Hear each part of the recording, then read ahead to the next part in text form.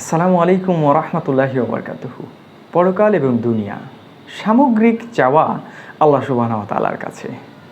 দুনিয়ায় হাজারো চাওয়া আল্লাহ সুবহানাহু ওয়া তাআলার কাছে আমাদের প্রত্যেক দিন হয়ে যাচ্ছে। এই হাজারো চাওয়ার মাঝে আমি আল্লাহ সুবহানাহু ওয়া তাআলার কাছে বিশেষত 4টি চাওয়া সামগ্রিকভাবে করে থাকি এই দুনিয়ার জন্য। 1, আল্লাহ রাব্বুল আলামিন আমাকে যেন মানসিক প্রশান্তির মাঝে রেখে তার ইবাদত করার সুযোগ দান করে দেন সব সময়। 2, আল্লাহ সুবহানাহু ওয়া তাআলা যেন আমাকে এবং আমার পরিবারের লোকজনকে সুস্থতা দান করেন, সুস্থ রাখেন, নেক হায়াত দান করেন। 3, আল্লাহ সুবহানাহু ওয়া তাআলা আমাকে যেন হালাল পথে প্রচুর সম্পদ উপার্জন করার তৌফিক দান করেন।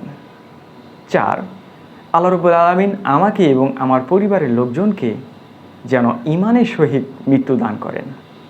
এই 4টি হচ্ছে আমার আল্লাহ সুবহানাহু ওয়া তাআলার কাছে এই দুনিয়ার জন্য চাওয়া। পরকালের জন্য তো চাওয়ার শেষ নাই, দুনিয়ার জন্যও চাওয়ার শেষ নাই। যা চাইছি সবে আল্লাহ সুবহানাহু ওয়া তাআলার কাছে চাচ্ছি এবং আল্লাহ সুবহানাহু ওয়া তাআলা দান করছেন ইনশাআল্লাহ।